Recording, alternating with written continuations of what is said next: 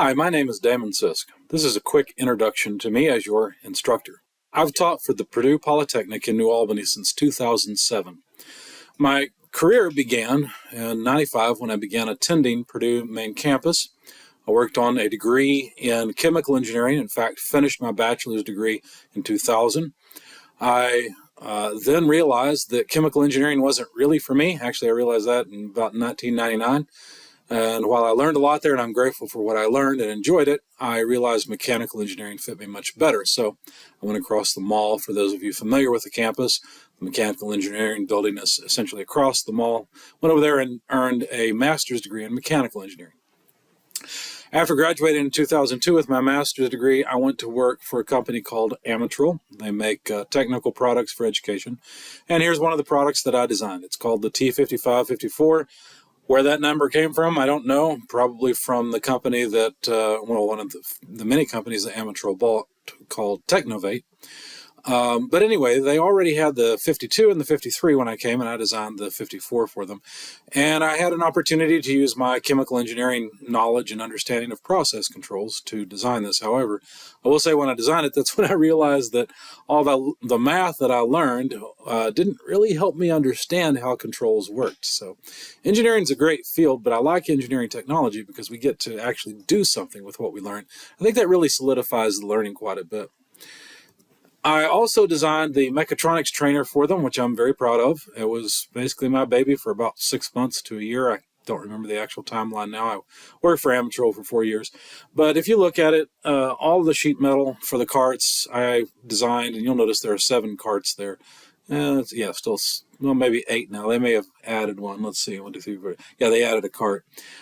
Anyway, I designed the upper, or maybe there were 8 when I designed it. I don't remember now, but I designed the upper works for all the carts except for the first 3. So, and I've noticed that the design hasn't really varied a whole lot. There's been tweaks since I was there. I left Amatrol in, I guess it would be 2006, to go to work for a company called Grote Industries. And of course, these 2 products I'm showing you have designed a lot more for Amatrol than that, but those were 2 of the big ones I worked on. Grote Industries is in Madison, Indiana, of all places, small town. They are one of 2 companies that you have probably seen their products and had no idea that you were looking at them. If you've ever been behind a tractor trailer, and looked at the lights on the trailer, you've probably seen Grote's products. They are, as I said, one of 2 manufacturers that actually build so-called legal lamps that put light in the area that government regulations say you should put light for stop lights, for your tail lights on a trailer. Also marker lamps around the top. They do a lot of forward lighting, interior lighting, but not all, but primarily in the heavy truck industry. They do some forward lighting, in other words, your headlights for cars, but not a whole lot, unless they've changed. It's been a while since I was there. I worked for them for a year in 2007 doing research work, and what we were working on was an interesting concept where we were making LED strips, and that may not sound very novel to you, because you can probably go down to AutoZone or any place like that and buy a strip of LEDs, but these are very different. We took the raw LED die itself, which is about the size of a grain of sand or so, and we basically laminated it between 2 plastic sheets or a different substrate and a plastic sheet, and lit up little points of light. So if you look at it, it looks very different from the typical, you got a encapsulated LED soldered on top of an electrical circuit, essentially, that's flat. And, you end up with something that's about at least 100 thousandths of an inch tall. Ours were about 30 thousandths of an inch tall. So 32nd of an inch, usually less than that. But it's because we were using the raw LED dyes themselves, the thing that actually produces light, and encapsulating them in a novel process. So I did research work for Grote for a year, thoroughly enjoyed it, would not have left, in fact, didn't really want to leave, but the position at Purdue came open, and so I decided to take that opportunity. Anyway, I've still got samples of these. If you ever want to see them, I'd be glad to show them to you. Very proud of what we did there. It's because of my recommendation that Grote bought their first pick-and-place machine. And this is an amazing machine. Basically, when they make LED dye, they're really, really small. And so on a wafer, a typical silicon wafer, you can get, tens of thousands of these LEDs. And each one has slightly different properties, different light output, different current draw. And when they make these LEDs in the silicon fabrication labs, they actually will test every single LED with a machine and record its brightness, its characteristics, and they'll bin them, bin. In other words, they'll sort them out into similar bins that have the same characteristics. LEDs that happen to have very high light output and are very efficient, they'll put it in one bin. Those sell for a premium. All the junk that doesn't work, they obviously don't sell. All of the ones that give low light output, they sell as well, but at a lower cost. So anyway, we were taking those LED dye, and I've actually placed those by hand under a microscope, and they're very small. Like I said, about the size of a grain of sand, about 10,000ths of an inch, so 0.01 inches square. The dimensions vary a little bit. There's actually a lot of variety in LEDs. But anyway, to place them, you have to look under a microscope if you do it by hand, because they're very tiny, and you can't really tell which ends up, especially with the way my eyes are now. But anyway, so that was interesting. It was on my recommendation that Grote bought their first pick and place machine, which is a machine that has its own microscope built in and own camera where it can locate each of the LEDs and literally pick up and place each LED out of the original wafer off of a piece of blue backing tape. It can do that at a rate of some ungodly, like 8,000 LEDs per hour or something, just super fast, moving back and forth, very precise. That was $1 million machine, and Grote bought it because I said, you know what, if we buy this, we can eliminate half of our problems. Anyway, interesting stuff. So if you think that as an engineer you won't be making big decisions, I promise you will, and very quickly in your career. Anyway, so you can actually buy some of the products that Grote makes if you want. They're called XTL. I think they're still the flattest LED strips on the market. They're relatively expensive. You see they're on Amazon, $42, and the strip is only 12 inches long or so. Something about like this. But neat product. Definitely enjoyed the work I did there. I did some more machine design there, but also some research and development. When Grote bought into this technology, they didn't realize that not most, but half of them didn't work when you first made them. They bought into a company that had developed the process for making these. And so they originally thought they were hiring me to just scale up the process, and they quickly found that, we need you to do some research work and figure out how to get a higher yield out of the process of making these strips. So anyway, as I said, then I moved on in 2007 to Purdue. Now, if you are on the main campus or some other campus than where I teach, you will not see me in the hallway. You could come to my office if you want to meet me, but I'm down in New Albany, Indiana. I am not on main campus. I'm not on Anderson's campus. I'm not on any of the other campuses. So you might recognize a few of these buildings. I'm not in any of those. I'm in the one down here. Okay, so the one that's the Purdue Polytechnic in New Albany. So if you recognize that building, great. If not, well, that's where I'm at. So our meeting will need to be online. Now, that's not such a bad thing. Obviously, through COVID, we all had to learn to meet online. And so I have my own WebEx room, and you are welcome to meet me there anytime you like. I love teaching. I should say what I love is watching you learn. I love watching the light come on in your eyes where you understand what's being said and the principle clicks in your mind. You go, oh, I get that. I would have never thought of that, but I get that. Because I remember how much I enjoyed that learning experience. So I get to enjoy it again vicariously through you. So I want you to learn. That's the main thing. I absolutely want you to learn. This is not an easy class. This is not an easy semester of statics. Okay, this is 16 weeks packed into 8. And so I expect the same outcomes from you during the summer as I would during a regular semester. So let's make that clear up front. This WebEx meeting room, please contact me anytime you need. I'm glad to help. I've helped students at midnight on Sunday night. Okay, I don't care. I love what I do. I love watching you learn, and I'm happy to meet with you. About the only time I can't meet with you, or won't I should say, is when I have my daughter, and even then sometimes I'll meet with you. I don't see her all the time, and obviously I want some time with her. But please don't hesitate to contact me. I'm in Brightspace looking at the course website as a learner, so your view of it should look much like this. You can see the various things that are already due. They're due very soon. and you will need to keep up. There's going to be a lot of work in this class. It is asynchronous, but I have due dates. I want to keep you on track, and so I have set due dates on items, and I expect you to get things done by the due date. I do not accept late work, so unless there are extremely extenuating circumstances, I do not accept late work. And if you are not ready for a heavy summer course, you're in the wrong class. Anyway, so you can meet with me virtually. Glad to meet with you. We're on the same time across the entire state of Indiana, so should be fine. Let's start off with the course syllabus. This is for MET 111. This is where my office is. Not that that really matters. I have got my office phone and my mobile number there. You are welcome to contact me either way. I do not mind. This is an online class. It's good for 3 credit hours. There are some prerequisites. If you don't have those, you should not be in the class.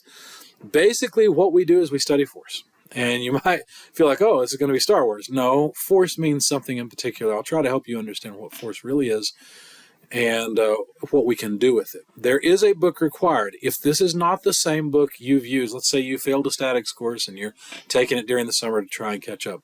If this is not the same book you used, I'm sorry. I cannot use the same book you've used. All of my examples, my homework, everything is set up for this particular text. Fortunately for you, it is not particularly expensive. In fact, let me jump ahead just a little bit and show you how I'm trying to help you out. There's the ISBN number. You can go online. You can find this book for, I think at most $30. I think I found them for $15. It's not all that bad as books go in terms of cost. As a matter of fact, you might say, well, you're kind of blindsided me. I didn't know that I would need this. Well, that's okay, because I have already posted under, let's see, course information. I have posted the textbook again, or at least part of it, information about finding it, and I've posted the first few chapters as well as the appendix and some answers index, fundamental problems answers. This is not adequate to get you through the course. You need to buy the book. I'm not trying to break copyright law here. I'm trying to help you and make sure you have adequate time to buy the book. It's not in the bookstores on main campus. It's not in the bookstores if you're on Anderson campus or somewhere else. You need to buy this most likely online because it is an older edition. But statics hasn't changed. Just because Hibbler's on the 14th or 15th edition doesn't mean you really need that edition. You're okay with the older one. You'll learn everything you need to know from it. Well, for me as well, I hope. Grading. Homework is 20% of your grade. Quizzes are 20% of your grade. There will be 4 exams at 40% of your grade, so 10% each. And then there is a project as well worth 20% of your grade. How do we do a project when we've got an online class? I don't know, but we're going to figure it out, because I don't believe you really learn until you work through something, you build something, and I will talk with you one-on-one to figure out what project you work on. Obviously, normally we'd work in teams. We don't have that opportunity in this mode. So we will meet later on in the course via WebEx to talk about exactly what project you will work on and how you will accomplish it. Homework is graded based on effort only. It has to be written on engineering paper, no writing on the back side of the papers or on the pages, and your answers must be boxed. So if you don't have engineering paper, you need to get some, because you need to get in the habit of having it and working with it. It's very useful for keeping yourself organized and keeping your work neat, which will help your mind organize things better. So it's absolutely critical. Since this is on an online class, about the only way you can actually submit it is by scanning the submission, or scanning your work and then submitting it on Brightspace. Toward that end, you must turn it into a single PDF file. I don't want multiple PDF files. I want one single PDF file. Don't zip it. Just upload it to Brightspace and make sure all of your problems are in order. I'm going to be a very firm stickler about this and will not give you credit if you don't give me your work this way. Don't think you can just take a picture of it with your phone and upload a bunch of pictures. That does not work well. There's plenty of apps that will work with your phone for taking pictures and compiling those pictures into a PDF file. I know Cam Scanner was a popular one. I think it's still out there. You guys are experts with your phone. I'm sure you will have no problem with that. But do yourself a favor and download or somehow view the PDF after you've created it. Make sure all the pages are in proper order. Make sure all the work is legible. Make sure all the problem numbers are visible. Because if you do a lot of work and you don't give me the problem number, I will not give you credit for that problem. As I said, late work is not accepted. I will post written versions of the solutions for you to view after the due date for the homework, and quizzes will be implemented online. Speaking of solutions, let me show you what I do. My students in my regular in-person classes love this. If we go into some of the content, you'll notice this is your first session. It takes a minute for it to load on my computer here at home, but you'll notice that there are some videos that I posted. So obviously I don't make all of these videos. There are videos that I've watched and I thought, oh, that's relevant and interesting, and I can use that in my class. So you'll see example problems that are a video recording of me, usually in class teaching statics. So you'll hear students ask questions, and hopefully it'll feel a bit more like you're in the classroom. Sometimes I'll post some whimsical videos just to kind of break up the monotony of each lecture session. And then later on, what you'll notice is I have actually already posted a video solution for every single homework problem that I ask you to work. Now, students love this. Let me caution you about this. This is very, very important. You can very easily not learn a thing in this class and get a perfect homework score. I'll tell you how to do it. It's the best way to shoot yourself in the foot, so to speak. Just play the video. Well, I put a movie on the side and just copy the work I put on the board. That's a great way to not learn anything, fail all the exams, and fail the class. Please don't do that. That's a horrible idea. Let me explain the concept of the videos. I remember being a student and banging my head against the wall, so to speak, for 3 hours a night on some homework set, one problem, I'd get stuck. And finally, maybe one of my fellow peers, we would usually study together, maybe one of them would say, oh, I get it, here's how we do it. And it would make sense, or I would have a realization. I'd say, oh, I understand what the professor was saying, and now I understand how to work this problem. Why didn't he just say it this way? Okay, so obviously I cannot be there with you while you're working your homework. I'm glad to meet you on WebEx, but I don't want you stuck on a homework problem for 3-4 hours. That's ridiculous.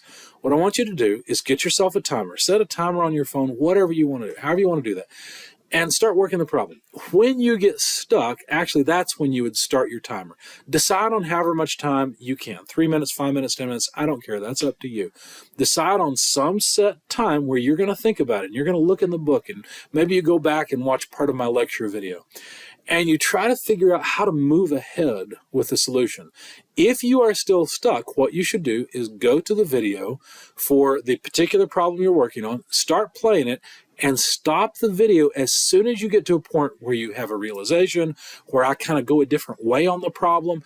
Stop at that point, go back to the problem you were working, and kind of follow me just a little. Now, don't keep playing the video. Follow my lead, my method, the way I'm thinking about it, and try from there to solve the problem, okay? If you get stuck again, go back to the video, but after, again, a period of time that you decide. You see, the homework is where you really learn all these things. Well, the homework and the project. This is where you actually learn the concept in statics. If you think just sitting and listening to a lecture is going to help you learn statics a little bit, yeah, that's the point of it. But where you really learn the concepts is when you struggle with them on the homework and you struggle to apply them in a project. It's kind of like going to the gym and lifting weights. You usually have a spotter, but if you let the spotter do all the work for you, you won't build your muscles. And that's what homework is. It's a chance for you to build your muscles. So please don't use these videos improperly, and do yourself a favor. Decide, look, I need to spend X amount of hours. You'll know about how many hours you need after the first week. I'd suggest at least 6 up to 8 hours for watching the video lectures per week. I also recommend at least that amount of time for the homework, because you've got 2 homework sets per week due on Tuesdays and Thursdays. Basically, I'm running the class Monday through Thursday, with Fridays being more of a time for other things, for project whatever meeting, because I know a lot of you work. And many of my students at least work on Fridays and the weekend. And maybe this is good, maybe it's not. I can adjust the schedule if any of you really need it. However, I've got to keep you on track somehow. Anyway, so homework is where you build your muscles and you learn how to work the problems. I have posted all of the PowerPoints as well, so you're welcome to follow along. I'll have them on the screen when I'm, lecturing to you. Beyond that, let's see, what else should I tell you about lectures? Do watch all the videos, even the ones that I have not created. They are important. I'm not trying to waste your time with a video where I'm not talking. I'm trying to help you learn the concepts and be able to use them in the class. Some of these, what was I going to say? Oh, yeah, examples. All of the examples that I work, all the example problems, I've already posted an example worksheet. So what I mean by that is if you look at this set, for example, all right, so there's a bunch of videos that I've gone through that are example problems. I work them for you, and you can click on Chapter 1 Examples, for example. It is a PDF copy of the sheets that I'm working from. So I put my own name on these. I work through them. I don't use a solutions manual most of the time. I just verify my answers in the back of the book, and if they don't match, then I look at it again, and if I can't figure it out, then I go look at the solution manual. However, most of the time what I find is that I've made a simple mistake somewhere along the way. And with that in mind, I want to encourage you, you're not the only one that makes mistakes. I do too. I care a lot more about you understanding the concepts in this class than I care about you hitting a plus when you should have hit a minus on a calculator, during a test. I don't care about that. That's a simple mistake. Yeah, sure. The rover crash lands on Mars if that happens, right, in the real world. But I'm trying to build up your understanding. That's my goal. So anyway, all of the example problems I work, if you want to jot down notes because that helps you while you watch the example problem videos, feel free. But I've already got them set up and scanned here for you to look at. Now, I'm sorry if you can't read my handwriting. Feel free to ask me if there's something you can't understand that I've written. I have similar PDF files for all of the homework sets, but that's what I do not post until after your homework has been turned in. I also have all of the homework sets organized into one area. So this is the same thing that's in each of the learning modules. And so if you just need to go back to a particular video and watch it, you can find all of them here. It takes forever to load, but there's a page where it's easy to find all the homework together. And as homework due dates go by, I will eventually post PDF solutions underneath each homework assignment. Well, I keep jumping around. Let's go back to the syllabus and look and see what else there is to talk about. Quizzes. The idea behind the quizzes is to make sure you watch the videos, to make you think a little bit about the videos. The questions I took from the slides, and so you should recognize them, but it gives you a chance to answer them, whereas in class, most of the time I would have students answer the the questions in the slides in class, and we would talk about the concept. However, the only way I could figure out to do it quickly and easily was to set up quizzes. I do expect to, how can I explain this? You will have to submit PDF copies of your exam work, and I also expect you to submit them, the paper version, to maybe a student advisor or someone at your campus to be mailed to me, because I keep your original copies of the tests. However, once I grade those tests, I will rescan them and I will send you a link to Purdue File Locker where you can download the marked up copy of your test so you can look over it. I do want to review tests with everyone, and so we'll have to figure out when that happens. I'm thinking Fridays maybe, or Thursdays. But I do want to review tests because I really believe you learn a lot when you're taking an exam, and you can learn a lot from reviewing an exam as well. Another nice thing I do that my students really like is I post practice exams. So you can kind of see the format of the test and kind of what I'm looking for. I post it with a solution so that you can understand it. Anyway, I hope that helps you. Anything I can do to help you, please let me know. If you cheat, that's the thing that really upsets me. There's not much that upsets me. If you think I'm a great teacher, wonderful. If you think I'm a horrible teacher, fine. Whatever. I want to be a good teacher because I want you to learn. But if you cheat, that's the only time when I get a little emotional, and I am not quite a emotionless engineer at that point, because I know it's cliche to say, but you're only cheating yourself. I want you to learn. I enjoy these concepts. I want you to enjoy them as well. It's kind of like me getting to watch a comedy movie that I love and have seen 1,000 times with a new friend who has never seen it before. Because, you see them laugh at the jokes and they enjoy it. In the same way, I see your eyes light up when you understand a concept, and I enjoy that.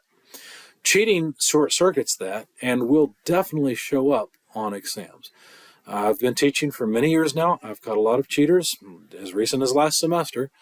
And it's funny because I've had students come to me to review their test, and I can see a lot of what's going on when I study your exams. I don't just look at your exam and, well, did they get the right number or not? No, I don't do that at all. In fact, I usually don't even give points for the right number.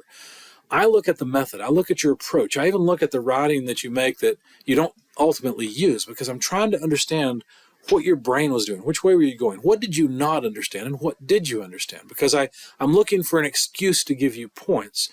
Because for whatever you understood, you deserve some points, okay? So I've had students come to me and sit down with me to review their test, and they said, I don't remember what I was doing here. And I would look at their sheet and say, oh, well, you went here, you did that. And then you got confused because you looked up the wrong page in the book. So you went over here, you did that. And then I would show them their process through that entire problem, and their eyes would get real wide. They'd say, yeah, I remember. That's exactly what I did. How did you know? Were you looking over my shoulder the whole test? No, I can tell by your work kind of the way your mind's going. And I've seen a lot of common problems in the class, so it's pretty easy to detect, what you're doing. And so if you cheat, I guess just cheat smart. Please don't cheat. I've had students cheat where they gave a take-home test, and some student, I agreed with the students, okay, we're not going to work together. It's open book, open notes, but don't work together. And that's the case here too. The tests are all open book, open notes. But anyway, so I told these students, don't work together.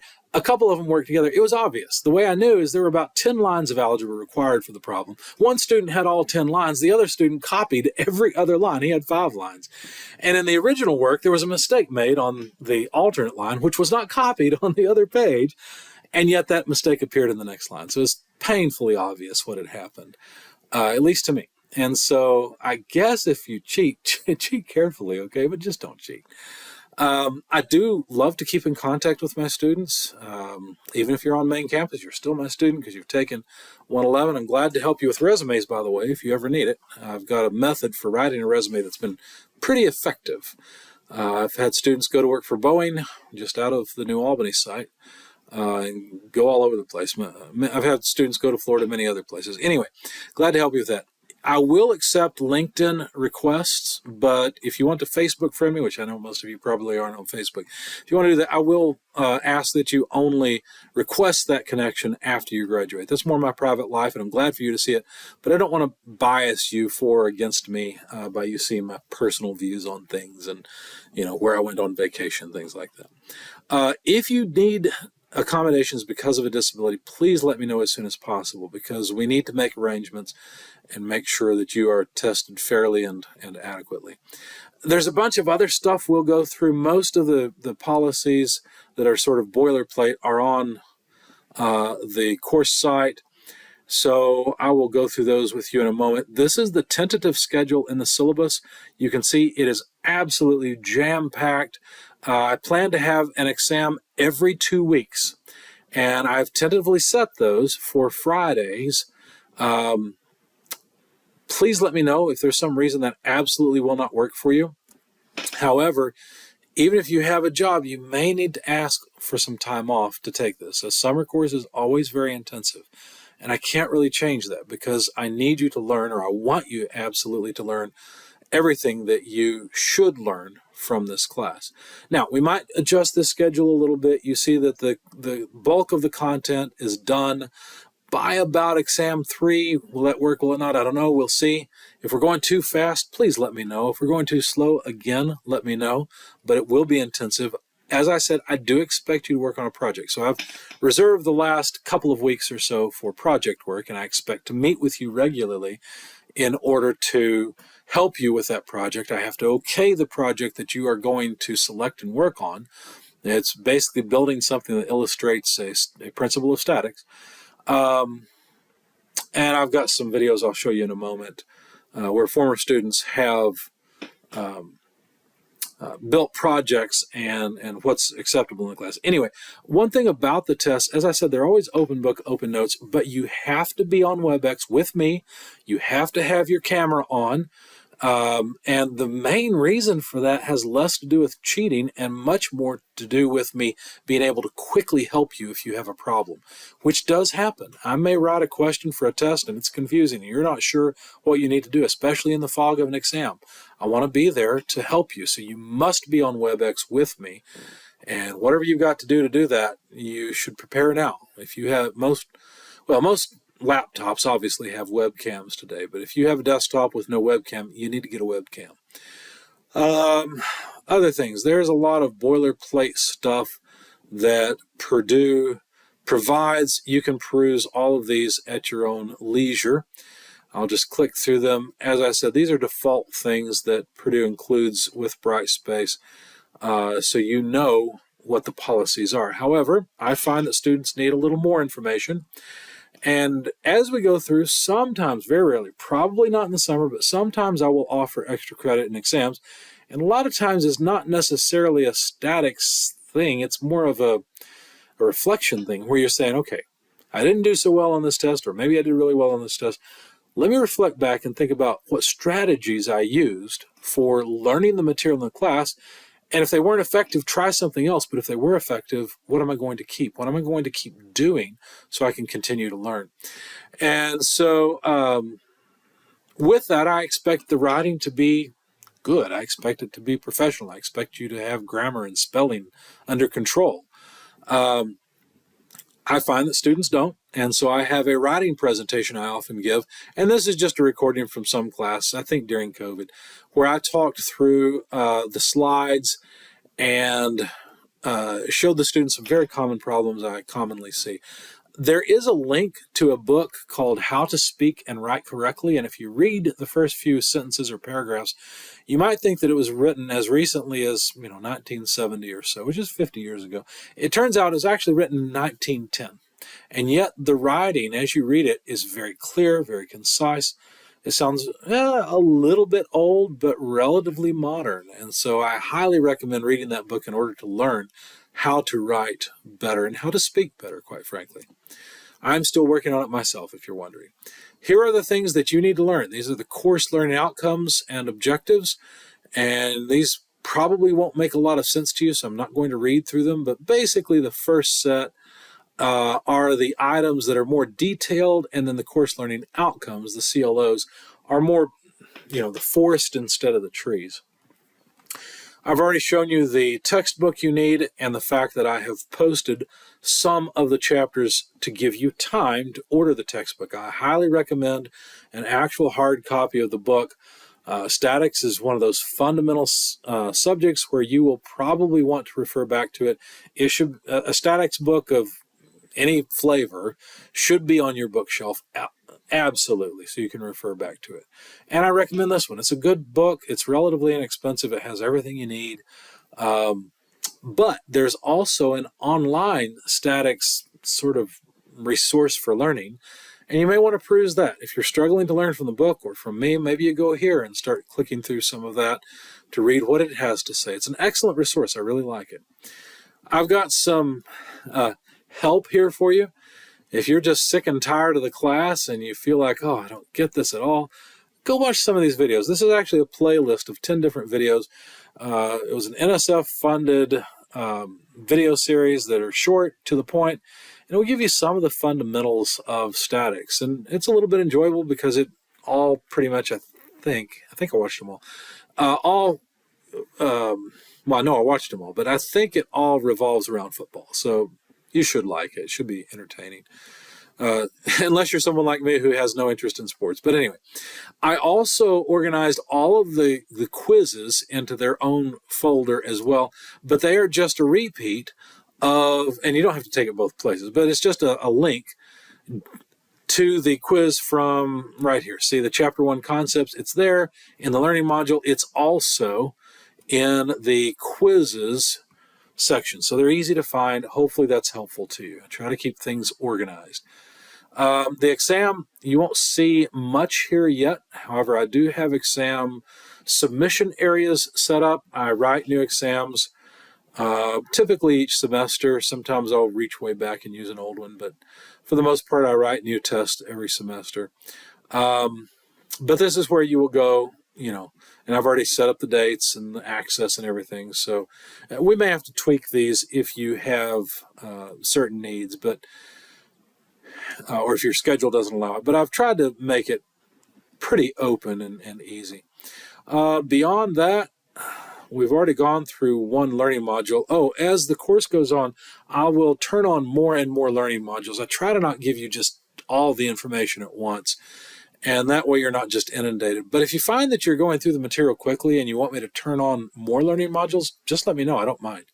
I'll be honest, I don't have all of the videos, the lecture videos recorded yet. I do have all the example problem and homework solution videos recorded, but not all the lectures yet. But I should be able to post, I'm ahead of you by a couple of weeks at least, so I should be able to post more things if you run out of things to do and you want more. I doubt you will, though. This is pretty intensive. Let's look at the project. It's the last item we have not really talked about in the course yet. So the project I like to run, I call Statics in the Real World. When I was a student, I remember thinking every day, wow, this is neat. I'm learning all these interesting things. And it was like every day there was something new that, I would have never thought of in my whole life, but something just amazing, some concept or way of looking at things that was very helpful and effective. And I think that if you apply the concepts you learn to a project, they'll stick with you longer. And so what I want you to do, I know what I was going to say. So you'll see me meander a little bit. What I thought when I was a student is, all these things are interesting, but when do I get to try it out? I see all these things and I think, well, it seems like that would work, but it seems like there might be this problem over here that would make that principle not true or make it not work quite like the equations predict, So I really like projects and things where you can try it out. You've learned this principle, let's apply it. Let's give it a shot. And let's compare the real world to the theoretical world and see what we get. Because I'm not convinced that you doing a whole lot of homework on paper and a bunch of math on a test, I'm not sure that really drives things home for you. So be on a lookout throughout the course for some principle where you say, I can see how the math works, but would it really work in the real world? I want to try it. And when you find that, write it down so you don't forget, and we'll talk about turning it into a project. And I'm not looking for, some graduate thesis or something type of project. It's just a small project. As a matter of fact, to show you what I'm expecting, I've got videos just from last semester of my students and the projects that they worked on. So feel free to watch these to get an idea. Some are better than others in terms of the quality of the presentation. Some of the projects are better than others. I'll leave that to you to decide. And maybe you can see, what you like, what you don't like, and you can do better than this. That's the idea of showing you these videos, to give you examples of the project. So with that, I'm here for you. I would love to talk to you anytime. Feel free to say, hey, let's get together and meet, on WebEx, so we can just chat a little bit about, what you want to do with your career or where you are in your college career and what got you into this in the first place. I really love the topic of engineering. I don't just like mechanical engineering. I like electrical engineering. I like civil engineering. All these things are just fascinating to me. It amazes me that we can, as human beings today, living in our modern society, can do so many amazing things. I'm glad for it. So please feel free to contact me. I hope you enjoy the course. If there's anything I can do to improve the course, please tell me. I'm an odd person because I actually like critique. Critique is the only way I can improve. And so if there's something where you say, I wasted 5 hours because if you had just done this, it would have helped. Well, maybe I can do that for you in the future and save you the time. Or, I look at myself as someone who's trying to lower the threshold to understanding. Instead of you having to try and climb a tall wall to try to understand a concept, I want to reduce that wall for you. I want to make it easier. It's not ever super easy, but I want to make it easier for you to learn. That's my goal, and I look forward to a good semester with you.